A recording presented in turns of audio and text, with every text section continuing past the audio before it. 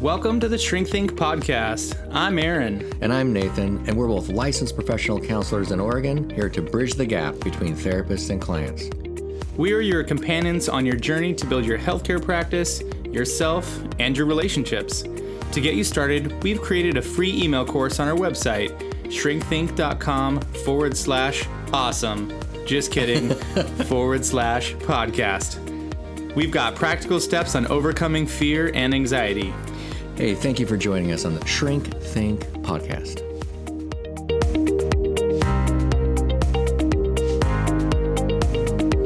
Disclaimer and newsflash, we are not your therapist. Welcome to the game. We are just educating you, and that is it. Do not take what we're saying as a life-changing situation. Please just enjoy the program, sit back, relax, and thank you for being here. Hey everyone, welcome to the Shrink Think podcast. I'm here today with Nathan and a special guest, Lisa Mustard, because this is a podcast takeover. We're taking over for the therapy show. Lisa, thanks for being here. Oh my gosh. Thank you so much for having me back on your show. I'm really excited to be here. Always have a good time with y'all. Of course. We're excited to have you. And would you like to intro your audience to us as well? Yeah. So, hey, everybody. I have these amazing podcast takeover hosts this week. I can't even get it straight, You're y'all. like, what's even happening? We're not sure We're yet. so confused on our end, but I'm really happy and excited to have the Shrink Think guys on. We've got, I've got Aaron here, Potrads, and Nathan Hawkins from Shrink Think. So welcome, guys. Yeah, thanks for having us. We are having a great time, and we hopefully will not be so freaking confused about what we're doing that we can just get started and go. So speaking of this podcast takeover, Lisa, I'm excited for it because you're here, and it's exciting to be here with you because you're super fun and we get along and we have a great time. And okay, we did say before the show, we're going to try to actually talk about stuff and get somewhere and not just laugh the whole time, but we are going to laugh. Right. But my first thought is like, okay, this is cool. So what are we doing? What is a podcast takeover? That is a really good question. So how we are kind of, conceptualizing this is that we are recording one episode, and then we're going to take this episode and I'm going to release it to the therapy show podcast. And then you guys are going to release it to the Shrink Think feed podcast. So if you, by chance, listen to both of us, you're going to get double the goodness. And well, we don't know when we're going to release it yet. We haven't gotten that far, but you're going to hear this episode on both feeds. So and we'll try to release it at the same time, like around the same date or week or whatever. Yeah. And then if you're like listening in the car with somebody, one of you could pull up the Shrink Think podcast, the other one could pull up the therapy show and time it like 1, 2, 3, go, and hit play at the same time. Right. And then give it in stereo. Stream it in stereo. And then hit subscribe. And subscribe subscribe on both of your phones to both of the shows. We would really appreciate that, y'all. And if you want to give us a rating and review, we'd love that even more. Of course. Gotta plug it. Especially after this show, you got it, rate and review, because you'll be like, this, I just can't not, right? Right. And then you go to the shrinkthink.com/swag. Swag, yeah. Mm-hmm. And then you get stuff. Yeah. Whatever the stuff is. Whatever's available. Cool shirt. In your size. Right, or a gift for somebody else. There you go. So Lisa, tell us, let's go ahead and dive right in, and I know your audience knows who you are, and some of our audience may remember you, so tell us about who you are and what it is you do on the therapy show. Sure. Well, I am a licensed marriage and family therapist in the great state of South Carolina, on the opposite side of the country of you guys. It's crazy to think that we're in two separate parts of the country. And I have a show, the therapy show, where I talk with therapists, coaches, marketers, influencers, all kinds of different people about the amazing world of talk therapy. Some of my episodes do qualify for continuing education contact hours for therapists. So if you are a therapist and you need some CEUs for your licensure renewal, head over to my site, lisamustard.com, and look for the half off. You can get your first pod course. I'm an MBCC approved provider. You can get half off your first pod course. And for those that are listening that just are interested in therapy, maybe they aren't therapists, but they're curious about, how you guys present the, what it's like to go to therapy. I also do life coaching for women 35 up, who are looking to level up their relationships, their health, their spirituality, whatever.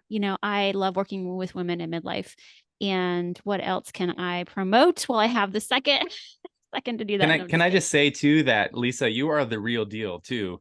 Oh, You're not one of those life coaches that is just gonna like tell people what to do or how to live their life, but you actually live that stuff out as well. Like, yeah. I've seen some of the growth and the transformation. I don't know if that's the right word, but some of the growth that you've done for yourself personally, and it's very inspiring. It's like the kind of thing where it's like when you see somebody actually living it out and then telling you, it's like, oh, I believe you because you know exactly what you're talking about.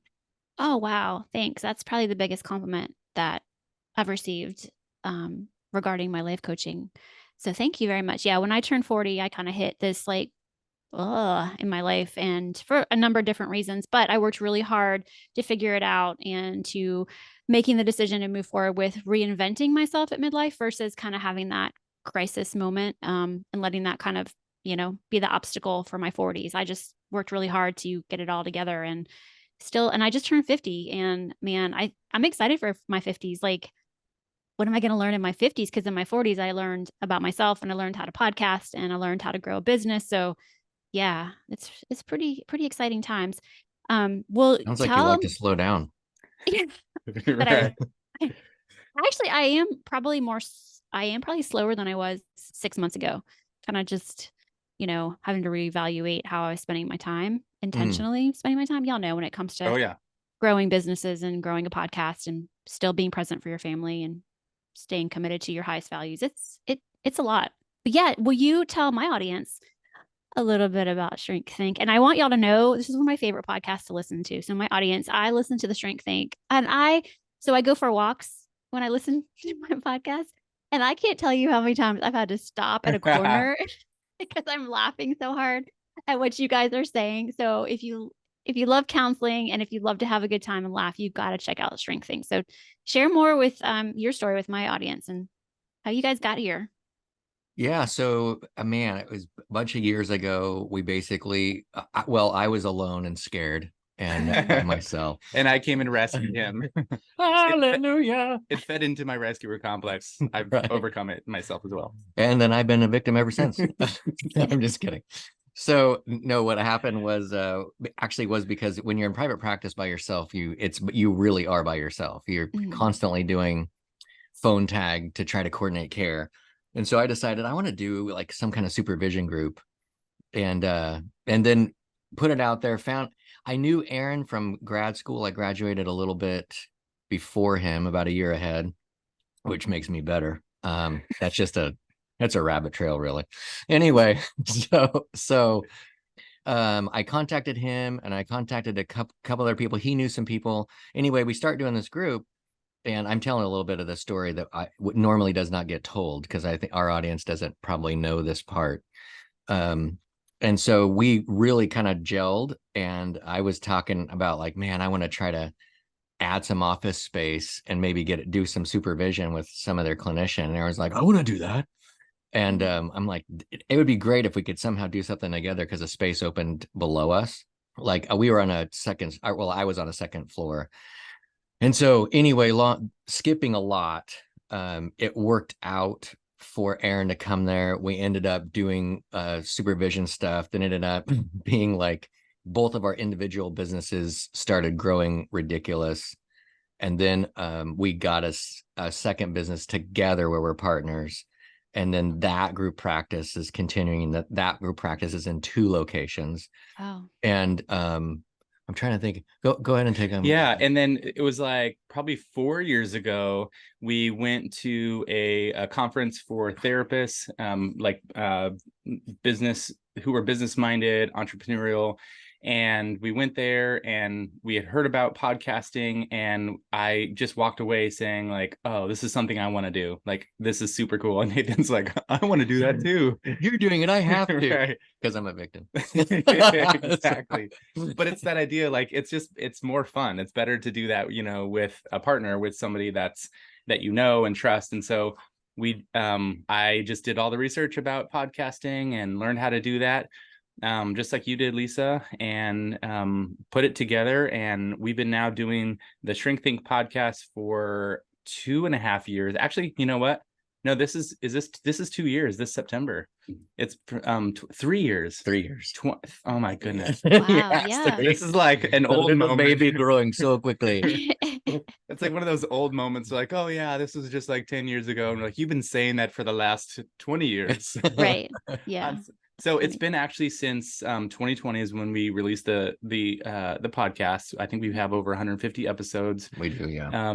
Our kind of tagline is we're trying to bridge the gap between clients and therapists because I think both of them need it. There's this huge gap, this huge space between when you go to therapy or if you're a therapist and you're inviting people into your office. There are things that you're supposed to know that doesn't get talked about, doesn't get said. And a lot of people don't know that they're supposed to know it until it's like, why don't you know this? And so like there's this, and I'm intentionally kind of describing it like this mystery, this vague misunderstanding, because I think that happens a lot in therapy between counselors and their clients. And so we're just trying to like take some of the stigma out of mental health, but also take some of that guesswork out of that whole process and talk about things openly and describe them from a therapist point of view with the clients in mind, so that if you're just a person that's interested in therapy or counseling, or maybe you do go, that you have some idea of what is supposed to happen. And then you listen and you're like, oh, I didn't realize that was supposed to happen. Or, oh, I didn't know I could do that. Or that's what therapists are looking for. Oh, I can like actually do this better now because I've been listening to this podcast.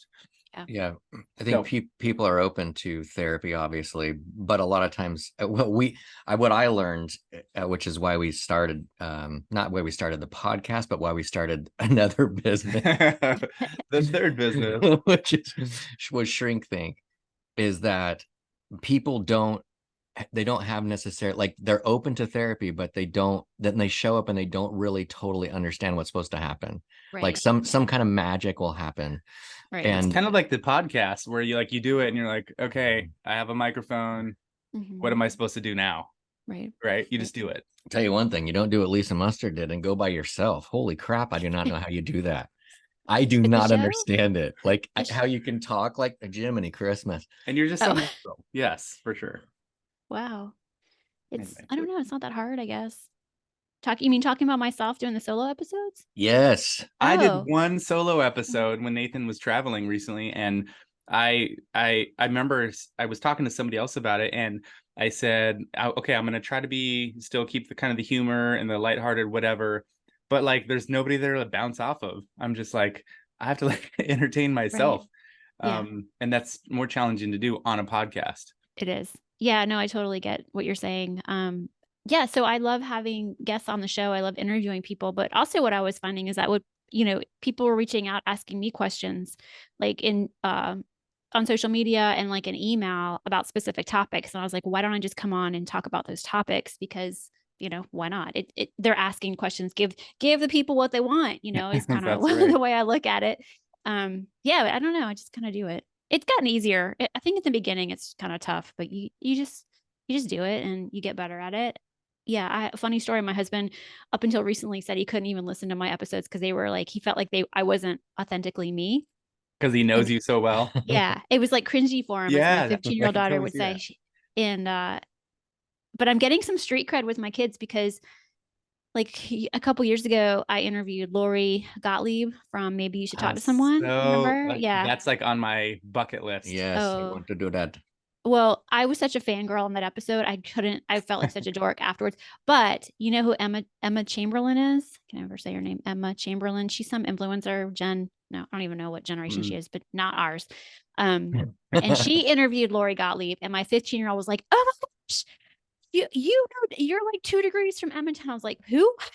So I finally got. Oh her. Yes, totally. Yeah. That's me and her just go way back. Yeah, and I just booked an interview with somebody that I'm not ready to say who it is yet, but I got more street cred with my kids when I told them, because this person has a show on a streaming service, and we watched the show together a little bit, and just really cool. So I'm not ready to say that yet. I'll tell you awesome later, but. So stay tuned for subscribe to the podcast. Subscribe and listen to find out. I'm like dying now to know. Yes, now I want to listen.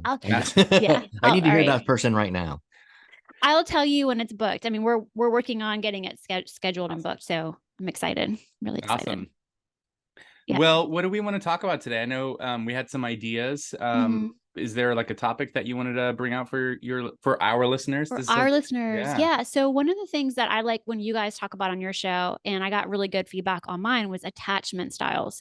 And I think this is something that is kind of picking up a little bit of a trend in the social media world of like attachment styles, and what that looks like. What are our attachment styles? How do they play out in relationships? Do we have attachment styles? How do they happen to, for us, to us? What do we do with them when we realize what we're doing in relationships? And it's all normal stuff. But I always like how you guys present the information. And so I thought it'd be cool if we could revisit or visit attachment styles. What do you think? I think that sounds I'm great. totally attached to that. Where do you want to start? So let's talk about the 4 different types of attachment styles, and there are different names for them depending on where you look and who you follow. But I did 2 episodes. I broke them up. It's 2 episodes on attachment styles. So I did part 1, which I talked about anxious and fearful avoidant, and then I also talked about avoidant and secure attachments on the second episode. So would you guys be open to like sharing your thoughts on what that looks like what an anxious attachment looks like? Oh, Aaron has a great way he breaks this down. Yeah, Yeah, yeah. do it for us. Yeah, this is super fun. Because I think it's really relatable. I think if you're listening, it's like there's information and it's kind of like, oh, that's interesting, right? But like, how do you relate to it? You got to kind of like get into what does it look like to be this person and how do you experience it? That in a certain sense, I think that describes it a little bit better. So the explanation that we used on our show before that I really liked is it's this, if you're watching watching this podcast on YouTube, there's like this quadrant thing, right, where you've got the 4 quadrants, 2 on top of each other, and you've got the 2 different axes. One of them is like my view of myself, which can be positive on one end and negative at the other end, and then the other axis would be my view of other people, or my view of you, like my the close person or whatever. There we go.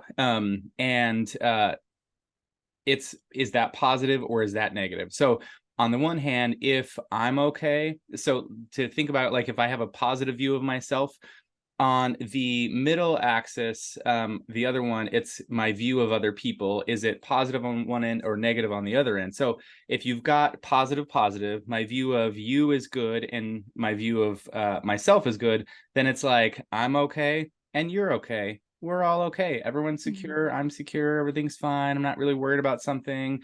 So if like something happens, I'm like, you'll be okay. If something happens, I'm okay. We got this. Everything's fine, right? That's kind of like your in somewhat like regulated, easygoing, secure person. It doesn't mean they don't have feelings. It doesn't mean they're not a human being. It just means they can sort of like roll with the punches in a certain sense in a relationship. And then if you've got one where it's I'm okay, but you're not okay, or my view of me is positive and my view of you is negative, then this is where you get your fearful avoidant, like I'm good. I don't know what kind of mess you got going on over there. You're not okay, right? So I'm gonna just leave you alone. You do your thing. I'm gonna be avoidant over here and be independent and whatever, right? Right. Kind of like put my hands up and wash my hands and walk away, sort of thing. Yeah. Right. And you kind of get a sense like from it that there can be a certain sense of like arrogance sometimes with these avoidant people, because they're essentially looking at the other person as you've got a problem that you need to fix, and it's not my fault. It has nothing to do with me, right? And so it's just basically and that's the avoidant, not the fearful avoidant. I'm sorry. Yes. Thank you for correcting that. That's like your anxious avoidant, right? Because the avoidant can also, this kind of avoidant can have some anxious tendencies as well, where like you're not okay and they can have some anxiety. Like, are you going to be okay? Like, I'm concerned about you. But the fearful avoidant is something altogether different. We'll get into that in a second. Yeah. Okay. Okay. So then the third one would be if I'm not okay, my view of myself is not great. But my view of you is okay, then essentially what you're saying is I'm an anxious attacher. And that's like, I'm not okay, but you're okay. Okay, so as long as you're okay, then I'm okay. And you can kind of get the sense from that there's like this codependent dynamic, which often happens with anxious attachment, like sort of your classic anxious attachment of like, I need to make sure that you're okay in order for me to feel good. So if anything's going on, why are you nodding your head? Lisa, what's happening? Oh, Nathan left. Oh no, is something wrong? Did he reject? Did I say something? Yeah. Did I do something? I don't know what happened. Like Nathan, it like doesn't like me anymore. Like did he like left the show? Okay, he's back. Okay, we're okay. Everything's okay. That's like your anxious attachment. Right. Yeah. I've seen that a lot. That's probably me. I think I had that for a while growing up personally. I know we've kind of chatted a little bit, offline about our own stuff. But I think, like you said, the codependent, that's where, that's going to show up. And imagine two people both being like that. Whoa, in a relationship. Exactly. And like we can get into it a little bit more, but like anxious attachment, I tend to be more anxious attachment as well. And they do tend to need more reassurance, or they desire that reassurance. So that can be difficult. Okay, so the very last one is, and I can joke about it, but in a certain sense, actually, I have a tremendous amount of compassion for people in this category because they have likely been through the most chaotic kind of an environment, the most inconsistent environment. And it's actually really sad if you think about it. Children in their growing up years need a lot of stability and a lot of predictability. And so people that grow up without that can often then grow up with this, developing this fearful, avoidant, or disorganized attachment style because nothing was consistent. The caregiver was not consistently there. So in essence, you have you're not okay and I'm not okay. And so nobody's okay. Yeah. It's kind of like that was scary. Yeah, that's exactly how that's why it's fearful, right? Because like I don't know what's going to happen. I don't know who's going to be in charge. I have no safety net. I don't know if you're going to catch me. I don't know any of that stuff. So there's a lot of like fearful, anxious, inconsistency that's going on for these people. Sometimes they can connect and feel okay.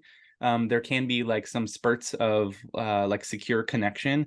But if there's no consistency there, then they are always fearful that something could happen to disrupt that. So it's kind of like that anxious attachment style, but because it's just so inconsistent and intermittent, it's all over the place. Great. Okay. Phew. That's a lot. There we go. Thanks for listening. Have a great day. Wowzers. Yeah. That was there's a lot of thoughts that come to mind when we go over this kind of stuff. Probably connection. Well, where do you want to take that? So this is kind of like the foundation of like attachment style. What do you think your listeners would like to hear, or where do people kind of need to go with that? Yeah, I think just kind of, well, first of all, going over that is just really helpful. It's a good reminder, it's helpful. And I'm sure people listening are trying to figure out like, where am I and what's my attachment style? And, when you explain it like that, we all have a way of attachment, nothing, good, bad, or indifferent. We all have an attachment style. It can definitely change, I think, over the years when you have more awareness about yourself and how you're showing up in relationships and the feedback that you're getting from people that you're in relationship with, as well as maybe in your job, you'll learn a little bit about yourself and the places where you have to show up and be an adult, you're going to learn pretty quick. Or maybe you won't. Maybe you aren't interested or you're in denial of some sort. I see that a lot, and it's everybody else's fault, not mine. That's part which of your attachment style is that? Yes, I know. That's, boom! You just got called out. Which one is it? Who got called out?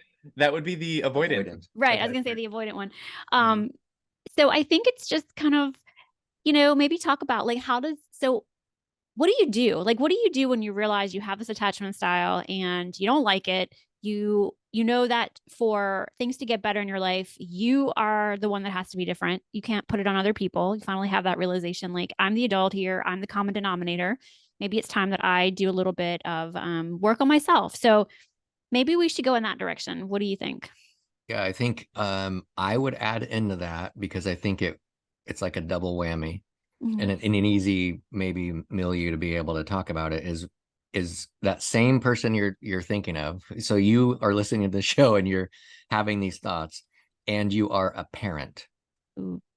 So it's a little easier, I think, to conceptualize because everybody who is a parent is also an actual adult usually. Usually, maybe not every single individual. But if you can think in terms of, we know that if you're an adult and you have a child, they are not your peer. So if you can think in terms of, okay, I'm going to work on myself, I have a natural kind of avoidant thing. How do I respond to my child when I have this avoidant tendency? Because you can't find your security within your child, but you're still going to, I would argue, especially those parents out there know this, like, you do something or say something and think to yourself, why did I just do that?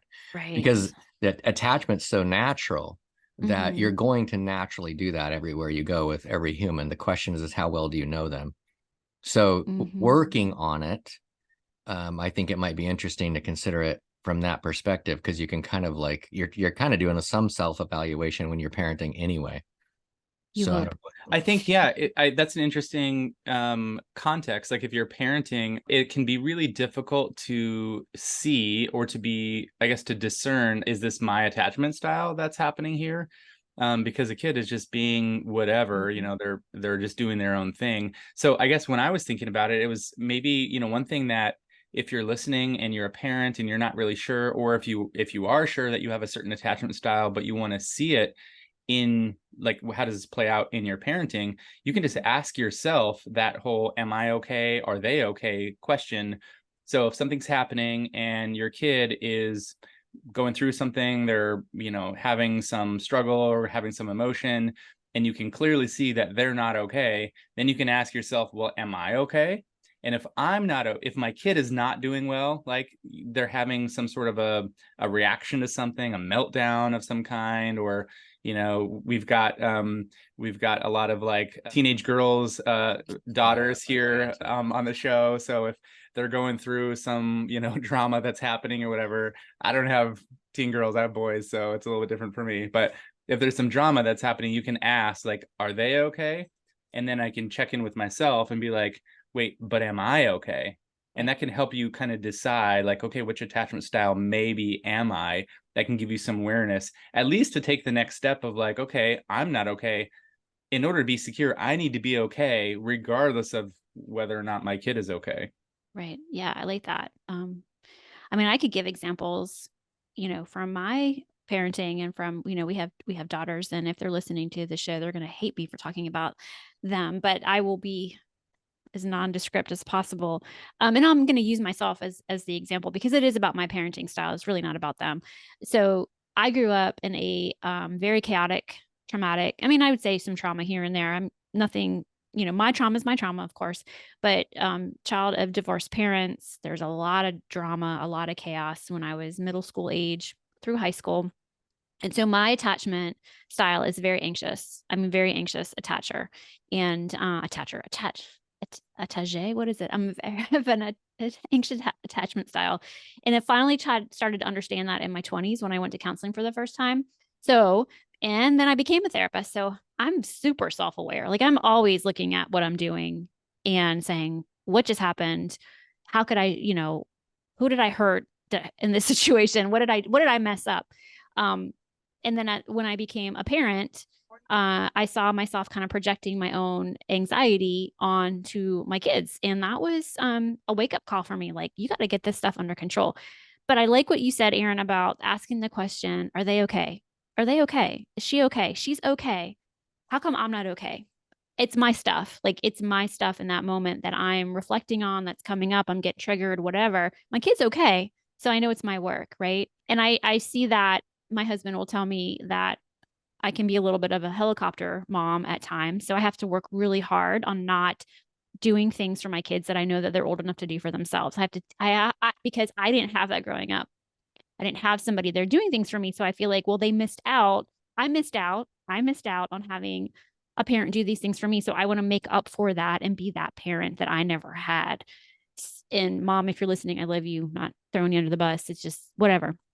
We've talked about this. But so yeah, I found myself trying to make up for the childhood I didn't have. But yet my kids don't need me to do that, right? It it it's like this, it can be a very crazy feeling at times. Thanks for listening to part 1 of this episode. Subscribe to our show to get notified of part 2, the second half of this conversation where we talk about attachment styles and parenting. We hope you enjoyed this podcast takeover of The Therapy Show with Lisa Mustard.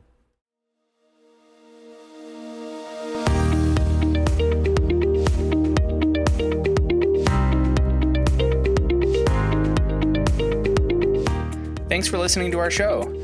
Don't forget to head over to Apple Podcasts, Spotify, Stitcher, or wherever you get your podcasts to leave us a review and subscribe to our podcast so you never miss an episode. You can also visit our website at www.shrinkthinkpodcast.com/course and sign up for our free email course, 9 Ways to Overcome Fear and Self-Doubt. And you'll get 9 weeks worth of customized, practical strategies you can use to get past the fear that's holding you back in your life. Thanks again for listening.